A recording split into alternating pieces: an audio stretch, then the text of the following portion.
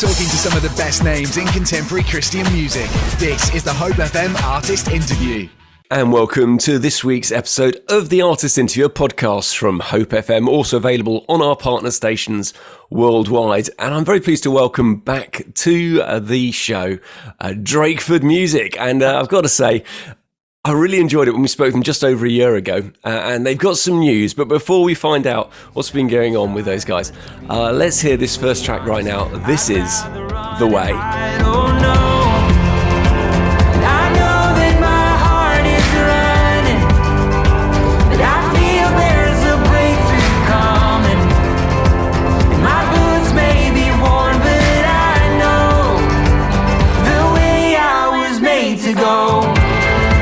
And that was The Way from Drakeford Music. Hey, Drake, how you doing? I'm good, man. How are you doing? Do I just call you Drake, or do I call you Drakeford? If you could call me Thomas Drakeford Lanier III. I'm just kidding. Yeah, no, Drake's perfect. Drake's cool. Great. And so last time we were joined with your wife as well, Sarah Jane. Lucy-Jayne. Lucy-Jayne.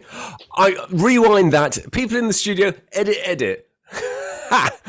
Right. See, I've just explained straight that I've got COVID brain. I've been testing positive for 14 straight days, and I'm a little bit of a mess, ladies and gentlemen. I do apologise. Lucy-Jayne, she didn't change her name, but there was a new name in your family, wasn't there? So what's your news? So since the last time we spoke with you, we had a kid, and he's 4 months old now. His name is Oliver. Wow. Oliver, congratulations. That's absolutely lovely news. What has God taught you by bringing Oliver into your life? Ooh, I should be prepared for that question because I spend a lot of the day just looking at him and thinking, what on earth am I doing?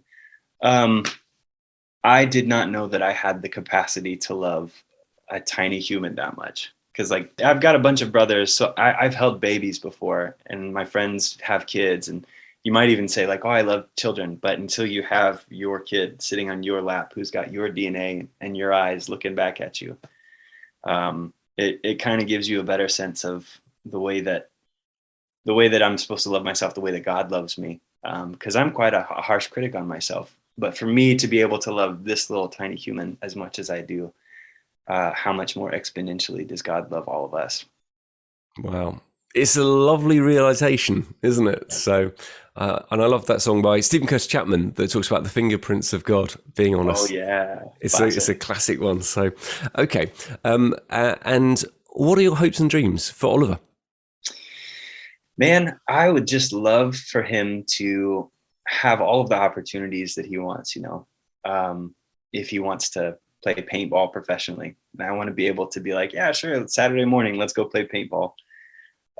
He seems to be quite interested in music. Every time I take the guitar out and play for him, he gets really, really super excited. So Nashville has got no shortage of all kinds of musicians. So I just want to make sure that whatever he's passionate about, that I'm allowing him and empowering him to do.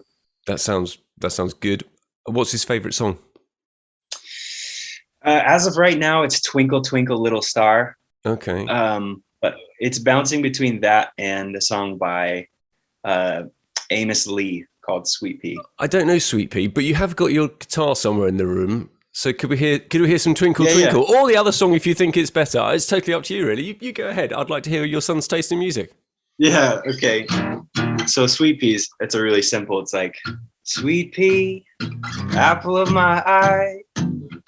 Don't know where and I don't know why. You're the only reason that I keep on coming back home. It's just, something simple like that. That's lovely. And in fact, that is actually definitely better than Twinkle, Twinkle, Little Star, which I also like. But you've introduced me to a new song. It's a little bit old. Yeah, it is a bit old. I'm a bit old, so that's all right. So that's a lovely song. Okay. And in what ways do you think your wife is appreciating you right now? Well, I'm very good at washing bottles and cleaning dishes. So she probably appreciates that on a funny note. But that's, what? Nobody's asked me that yet. I wasn't prepared for that. We just have a great time together. If it feels like our quality time together, Lucy-Jayne and I, has only been enhanced by welcoming Oliver. And even when he's asleep in the other room, we'll just look at the monitor and be like, that's our kid. And we just have a blast just staring at our sleeping child. So quality time has definitely become more of a beautiful thing for us. And what's the thing you're most appreciating about her? Man, I have so much. I've always I had mad respect for Lucy-Jayne since the day that we met. But watching how she dealt with pregnancy and the things that she denied herself of so that, her kid would have the optimal chance of being healthy, avoiding caffeine and cheese and all the things that she might have been able to have, but because it was unclear, she cut it out, all the way through enduring a 24-hour labor, with no medicine or anything. She's just, she's as strong as a tank. So I have so much more. No woman. There is almost no better compliment, really, is there, than saying to a lady, "You're as strong as a tank." you're just durable. No, she is mentally and physically capable of so much more than I or she imagined, and I really appreciate her strength. Oh no, that is a beautiful thing. Okay, so obviously having a new arrival in any household can throw a little bit of a curveball to your routine and to your plans and all of that side of things. So let's talk about the music first, obviously, because last year you did put out part 1 of your album, didn't you? Yep. What's it called? Wayward and Home Part 1. And it's a beautiful album. I spent time listening it today, and I thought I've listened to it before, and today I listened to it again because I better listen to it again just to make sure I still like it. And I did still like it. It's absolutely cracking. So I think it's got some depth to it. It's got some absolutely beautiful bits of music in there, but it's also fairly simple as well. It's stripped down, but with also little flourishes that come along that creep in. You go, oh, there's stuff going on in the background. Sometimes I'm not even sure what instruments are playing at that point. I mean, same. It just happens and it makes it on there and we never take it off. And they name the track something funny like Floopy Floopy, but we don't know what it is. It's just there. It works very well. Whoever is doing that little extra stuff, it's cool. So I really appreciate it. So, but I don't say kids get in the way. That's not what I mean at all. But kids change your priorities and all the rest of it. So part 1 was out. Now I heard whispers that there was a part 2 that was on the way. Is that still in the pipeline, or has that had to be pushed right back, or what's the plan on that side of things? It is definitely still in the pipeline. It has not progressed any further than when we released the first half. We had the second half almost finished when we released the first half. And it's just with, the pregnancy and the birth and everything. And then figuring out how to keep a little tiny human alive in the first, few months. We haven't made any progress. So it's been pushed back a little bit, but it's still very close to being done. And it just takes a couple more things before it's ready to fly out to the shelves. Okay. So it's not far off, but it might still take a while depending on you're sort of being a little bit careful not to say it'll be ready in July, because you're not actually sure yourself by the sounds of things. No, I mean, we're trying our hardest to get it out as soon as we can. But we also don't want to rush it just for the sake of putting something out. We still want to be really proud and happy with the end result. So little bit of a dance in between the two. On part 1, which is your favorite track, or does it change? Well, I'm a little bit weird. I separate music from lyrics because I'm so focused on lyrics and the poetry behind how things flow and how they fit and what's being said in the midst of all of that, piecing stuff together. So when I write a song, if I'm really happy with the lyric, even if the production is terrible and we're not totally happy with it, that's still going to be my favorite one. So it doesn't change too much. I might like the music on stuff a little bit more. And obviously we want to make stuff appealing and sound good musically. But for me, my favorite song on the first half, part 1, was a song called All These Questions. And it's just the most personal song I think I've ever written. That hasn't changed since we released it. Now, that's not scheduled to be one of the songs in this interview, but I am intrigued as to why it's your favorite. Why is it so personal in there? And then I'm going to see if we can persuade the studio just to play just a little moment of it. So why is it your favorite? It's my favorite because I love to be like forthright with what's going on in my life, what I'm going through. And music has always been about honesty in the first place for me. So to kind of veer off of the path of, bless the Lord, oh my soul, which is awesome and perfectly relevant. But on a more personal note, these are my doubts and these are my questions. And sometimes there's no resolution at the moment. And you just have to sit in that. And it's an uncomfortable place to be, but there's something inside of me that just loves sitting in the melancholy. Like it's the in between. It's like the not yet, but still to come. And I don't know. It's still very, very true to where I am right now. And I think that I'm going to be in this place for a long time. But it doesn't rule out the hope of, resolution, or it doesn't absolutely condemn me to like being in doubt for the rest of my life. It's where it is. Sorry, that was really like existential and complicated, but No, that's okay. I think it's important to actually think things through.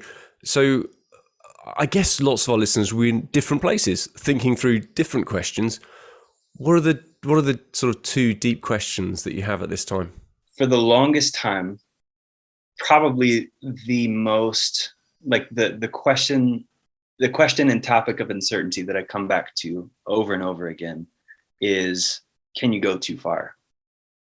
Like, can you just spend all of your forgiveness?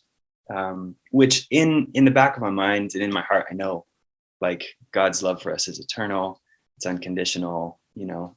There's several verses to support that, but there's always this little piece of my mind that thinks like, yeah, but people are conditional, and people is the only reference of relationship that I have because I haven't met God face to face yet. And so it's really hard for me to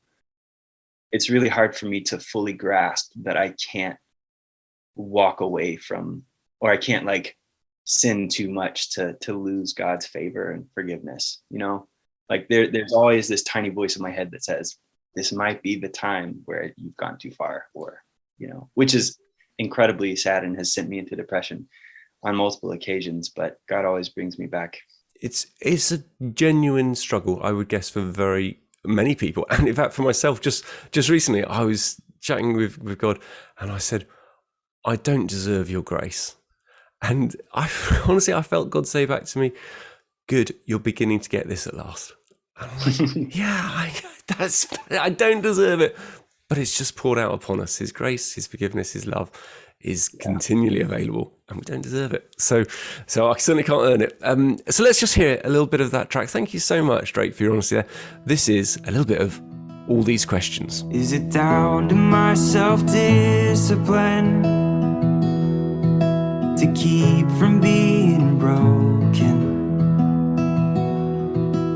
Or am I in this lowly place because of how I've fallen? Or could it be just apathy that says my faith is dying? Or maybe it's the enemy trying to keep me silent.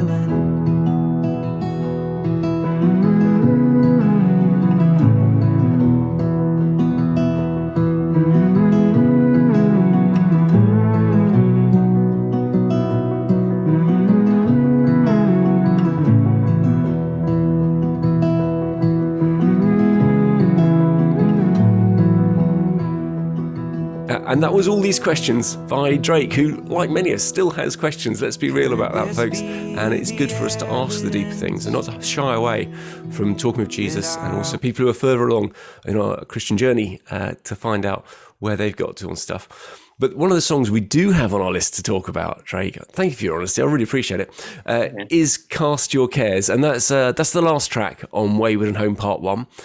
I loved it. I was so glad to hear that you want to include it in today, because when I listened to the album, I went, oh, such a great track. Tell us all about the backstory for Cast Your Cares. Actually, it's perfect coming out of all these questions, because I realized that I just had all of these insurmountable doubts and things that were weighing me down. And in sort of one of my quiet times, God kind of reminded me that his burden is light, his yoke is easy, and that I can cast my cares on him because he cares on me. And it's simple and it's eternal. And in any situation or circumstance that I find me in, it applies. And so I decided to write a song to myself, basically just saying, self, you can't self-help yourself too much. Like, you can't get yourself out of this. You can't willpower forgiveness into place. You can't will yourself to be in honest repentance. But what you can do, thankfully, and what we have to do is rely on Jesus, because he cares for us. So the chorus is really simple. And I think that it's just a really simple principle as well, that we just cast our cares upon Jesus because he cares for us. So cast your cares on Jesus. He makes all things new. Cast your cares on Jesus, because he cares for you. And that was Cast Your Cares by Drakeford, and I am very pleased. So we've still got Drake with us here for the artist interview. Drake, thanks for sharing from your heart. Thanks for your honesty, integrity, authenticity, things we really value and appreciate. We don't want to be people who pretend everything's always easy, because, you know, things with God, he turns things for his glory, but he doesn't avoid us going through the challenges too. It would be lovely, off the back of Cast Your Cares and what you shared, if you'd be happy to pray for listeners. Yeah, of course. Absolutely. Oh, Lord Jesus, thank you so much that you're the cornerstone, the unshakable foundation, the constant throughout all eternity, like far beyond anything that our feeble human minds can even comprehend. And I thank you that your stability isn't just in who you are or what you say, but it's what we can say and interact with you, and what you can say and interact with us. And the fact that you've told us that we can cast your cares on you, and that your yoke is easy and your burden is light, means that no matter where we are, we can depend on you. No matter what we've done, or no matter what's been done to us, we can cast our cares upon you because you care for us, Lord. Thank you so much that you basically stepped into time so that we could have a personal relationship with you, and you could show us sort of a glimpse of the eternal God that you are in a personified form. Just enough to convince us that we should follow you, but not enough that we understand all of the mysteries and that we have to keep seeking you. Well, Father, I pray for people listening right now. I pray for people in tough situations. I pray for people in great situations where the sun is shining. And I pray that through your Spirit, you would impress upon everybody that we need to depend on you. If things are great, if things are terrible, and that you care for us, and that you want the best for us, and that the best for us doesn't always feel good for us, but that you work all things for the good of those who love you and call you Lord. So, Father, I pray for peace for people in tough situations. And I pray for a thankfulness to people in good situations, thankfulness to all of us. But Father, I pray that you would guide us and lead us in your Spirit, so that we can be worshipers and followers in spirit and truth, like you asked us to be. In Jesus' name, amen. Amen. Thank you, Drake. And if you're listening at home and maybe you're thinking, who is this Jesus that Drake and Gordon are talking about? Just want to encourage you, if you're in the UK, to go to www.findachurch.co.uk, because there are many churches that would love to help you find out more about who this God is. And if you're listening elsewhere in the world, one of our partner stations or online, do look up maybe your local radio station. Christian radio station will be able to introduce you to churches, or indeed just do a search for a church in your location, and just make sure that it's a place where they love the Bible, they love Jesus, and they'd love you to know more of who he is. Drake, thanks. Actually, lovely prayer. Really appreciate it. Felt like it was right from your heart. this year is a funny year because it's the year that hopefully things are opening up again. It's 2022 in the UK. Travel restrictions are all done with. There are no more. And in England, there's no more masks. In Scotland, they've still got masks. And in fact, in some ways, it might be slightly ironic. Some people might be quite worried at this point because actually the infection rate's absolutely going through the roof.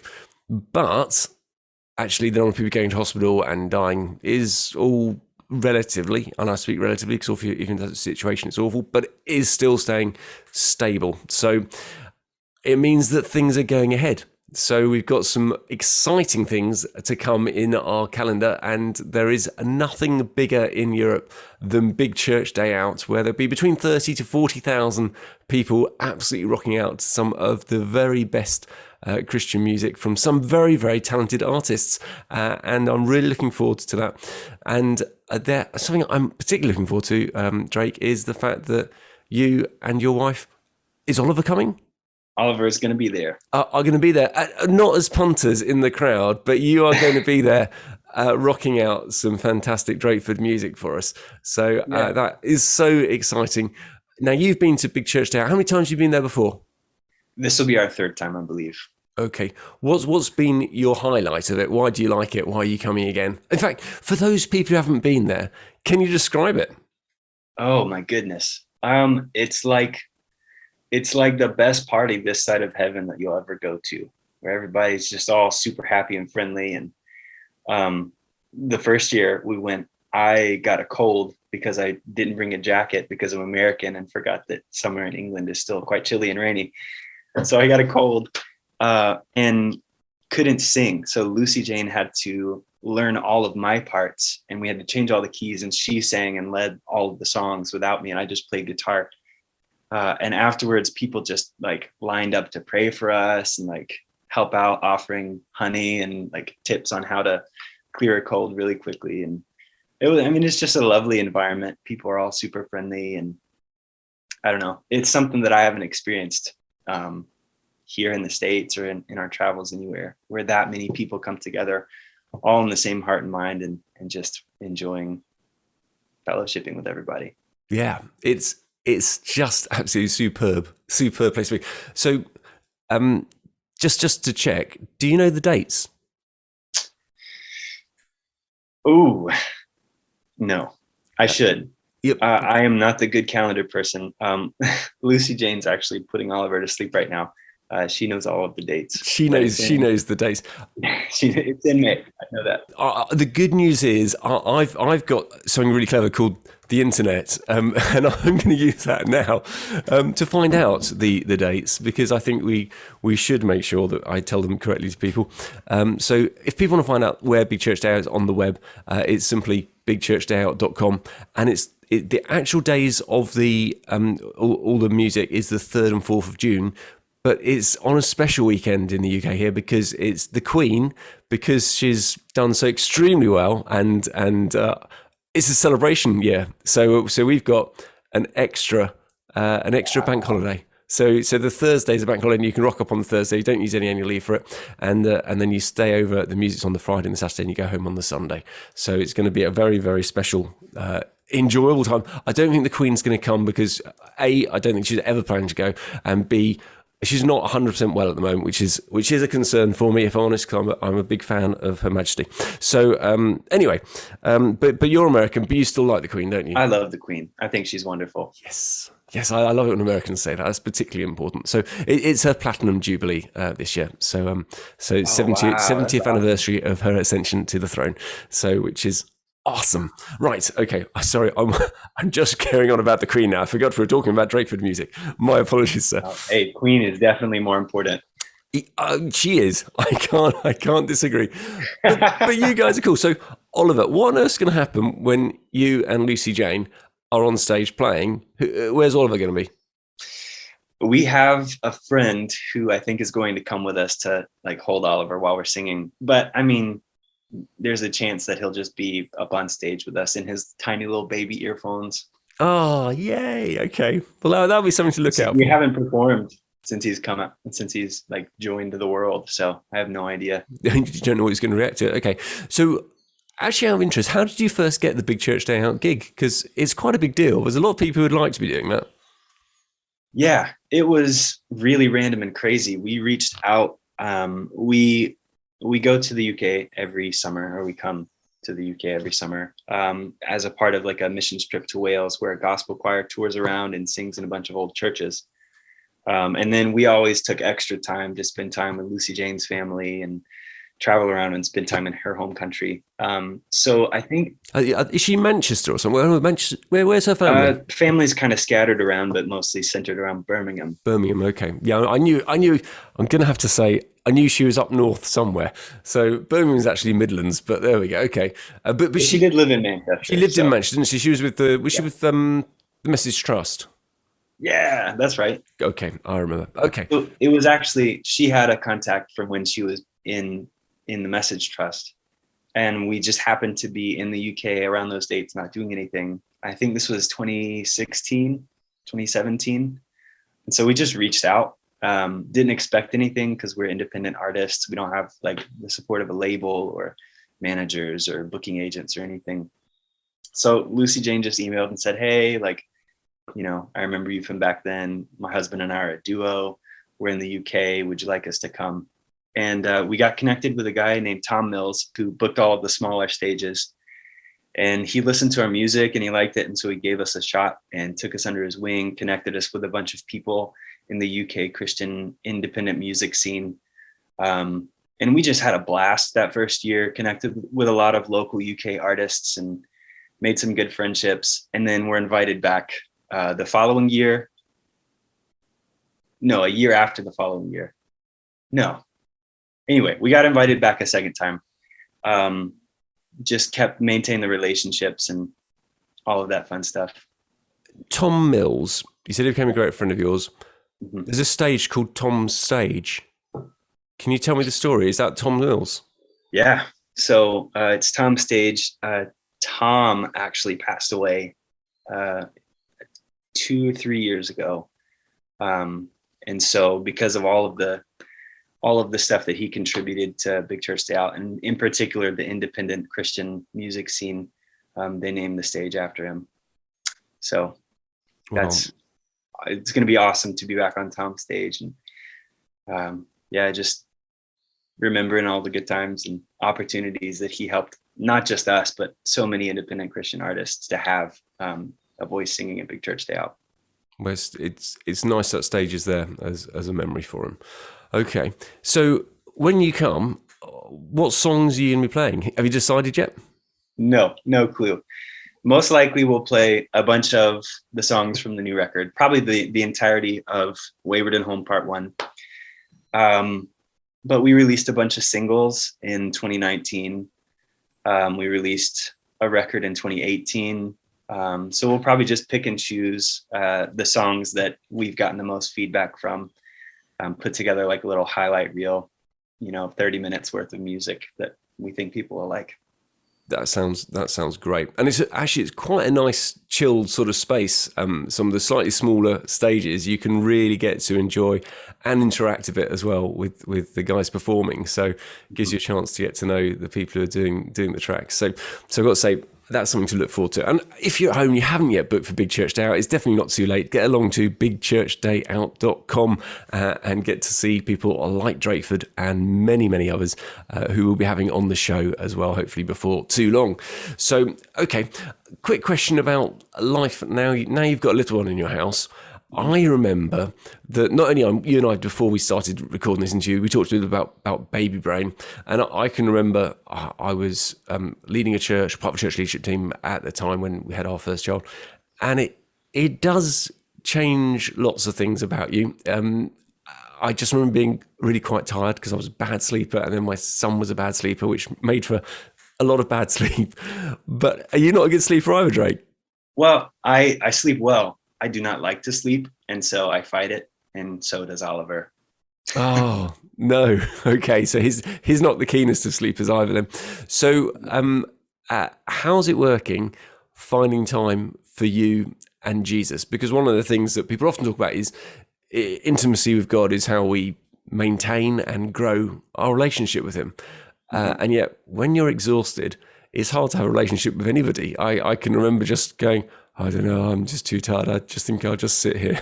And that's how I felt. So what's going on with you? How are you sort of progressing or struggling with that? Yeah. I mean, I'll be honest, probably the most intimate Jesus time that I have right now is driving to the grocery store or to work, when I'm sitting in the car by myself. Otherwise, if I'm here, I'm preparing to go out somewhere or washing bottles. I guess I talk to Jesus when I'm washing bottles too. But yeah, I haven't had the time to like sit down and journal and like really dig into the Psalms like I used to. So it's definitely been a challenge. But because you're quite a studious guy, aren't you? I hyper focus. So I fool people into thinking that I'm studious, but what really happens is I find one thing that I get really, really, really interested in, and then I just full steam ahead, learn everything that I can about that one little thing. That's the same with me and fruit pastels. Okay, so it'd be interesting to know: have you got a story of where things have gone wrong, but God's put them right again? I've probably got really, really good ones that I can't call to mind right now. There is one that comes to mind, though. We were invited to play at a sort of a fundraiser event out in the middle of nowhere in Tennessee. But it was the Red Cross, American Red Cross Association. So they had a big budget for promotion, and we were going to be opening up for another band that was also a Christian band. So it was really cool. It was going to be at sort of like an autumn festival with like corn mazes, and the promotion was awesome. Everything on social media was great. They had a bunch of likes and people saying that they were coming to the event. And we drove 2 hours to get to this event. We got there 2 hours early, and there was nobody there, like absolutely nobody. But it was set up immaculately, like music blaring from the speakers, and the corn maze was set up and food trucks. And so we thought, well, people will just come a little bit later because we're in the country. And like time goes by, nobody pulls up. Eventually the band that we're opening for comes, and we're chatting with them a little bit. They're like, oh yeah, people will show up a little bit later. It's just, this part of town, people like to get there a little bit late. And we're like, great. So I'm chatting with the other band. Like, so how long have you guys been a band? Like, we're honored to open up for you. And they're like, well, we're not actually a band. Like, we're all like youth pastors from around the area, and we just like to get together and play music. And I was like, oh, okay. You're like, cool. So this is going to be a less formal kind of event. I kid you not, the evening progressed. Not a single car pulled into this festival, not a single one. So what happened was we performed for the band that we were opening for. Oh, wow. And then they performed for us. Not nobody else. Like the people working the food trucks didn't even get out to listen. It was the most awkward because like there's 4 guys listening to us, and then it was just us 2 listening to the whole band. It was so awkward. And I'm thinking to myself, Lord, what on earth was supposed to come from this? Like, we're all believers here. Like, we're 2 Christian bands singing for each other. We could have just met up and swapped songs on the side of the road somewhere. Why'd it have to be this event? But afterwards, the sound guy came up to us, and he was like, man, I really like what you guys do. Like, I really want to like help out, but I don't really have much, but I have this one piece of gear that might be really helpful for you. And it was like a wireless cable box that connected to an iPad. That doesn't seem like a super important piece, but was the main piece of music equipment that we toured with for the next 5 years. Wow. That the guy just gave to us. What do you know what the name of the guy was? I can't even remember his name. Well, whoever he is, bless him. Isn't that lovely? He doesn't know what a significant difference he made to you, maybe, but what a moment of provision.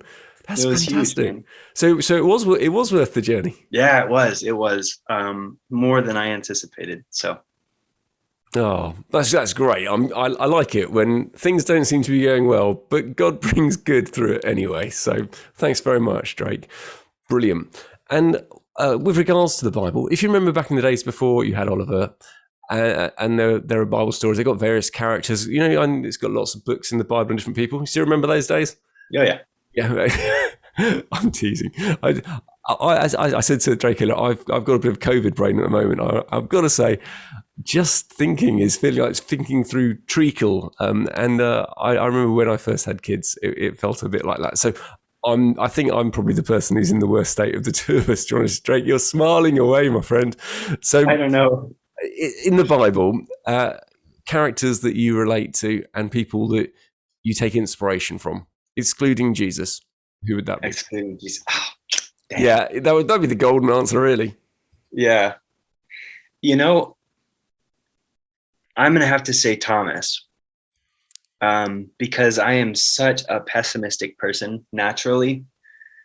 And which is funny because my first name is Thomas. I go by Drake, but that's my middle name. And so I've always, like, when you see your name in the Bible, it's like, oh, I wonder if I'm like that person. But only recently, like in the last year, have I really sat down to think about like the similarities between Thomas from the Bible and me, Thomas.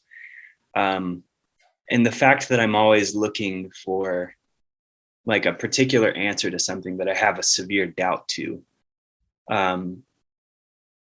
When I look at like when Thomas and ascended Jesus, or like, you know what I'm trying to say? When Jesus is there with the holes in his hands and Thomas has to basically touch the wounds on Jesus's wrists to believe that it's actually true, that Jesus is back and that he sits on the throne forever.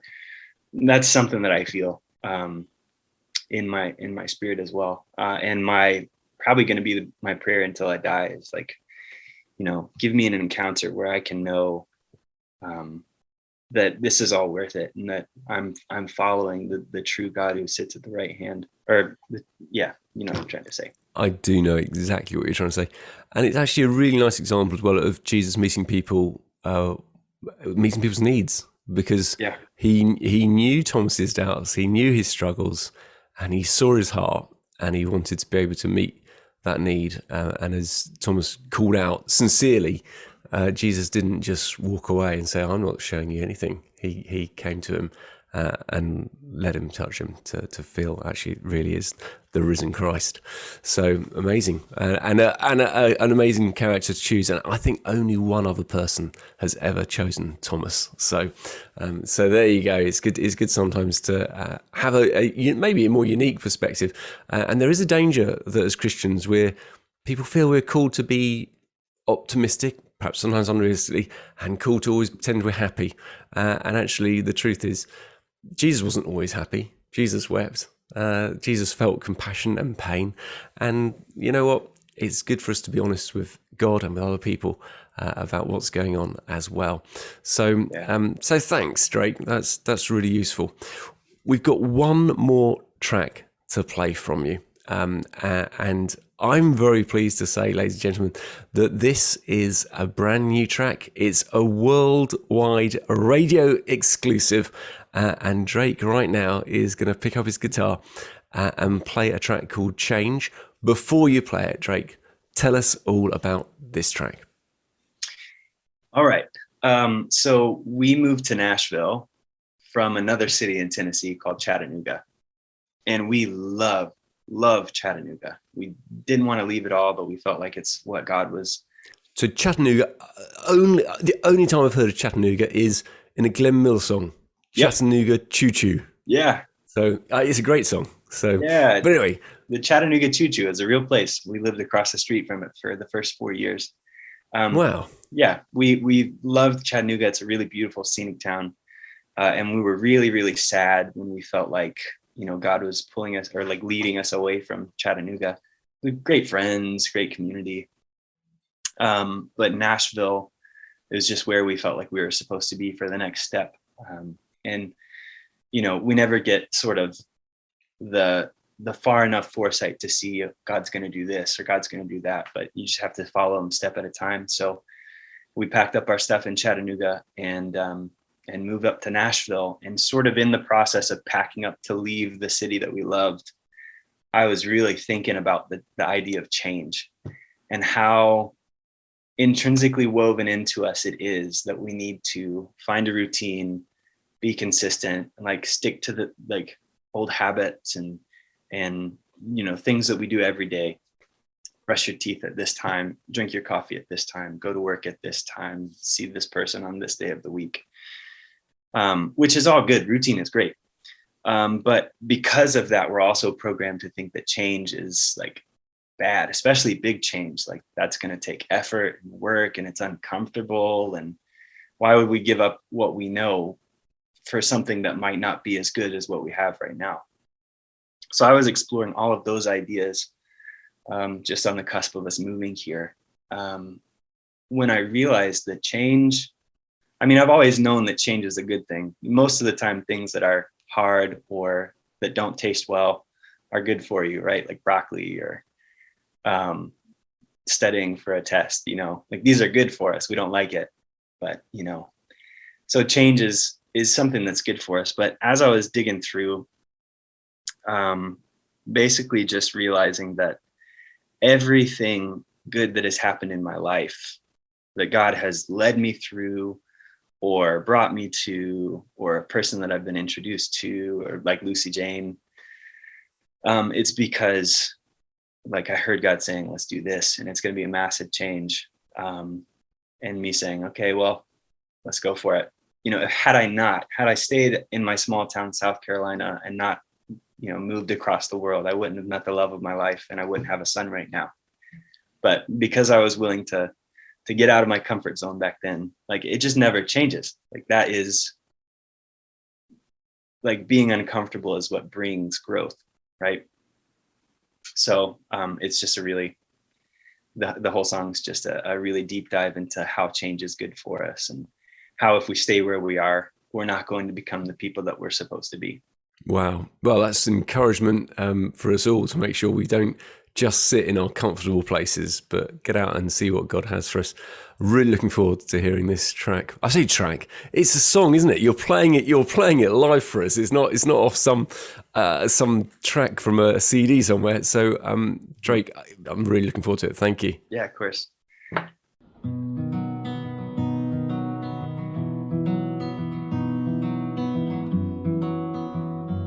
I'm not ready to say goodbye, but I know that it's time to move on. I'll never dig deep, and I'll never grow high in the place that I used to belong. So whether or not I see all the ways that my life will unfold, I'll cling to the rock that steadies my heart, and the one I've been given to hold. And even the mountains will crumble when the rivers decide where to run. Yeah, change is what breaks us, and change is what makes us the ones that we're meant to become. So as much as I'd like to stay in the comfort of where I call home, if I remain where I am, then I won't understand all the ways that I could have grown. And just like the flowers that open when the valleys are kissed by the sun, yeah, change is what breaks us, and change is what makes us the ones that we're meant to become.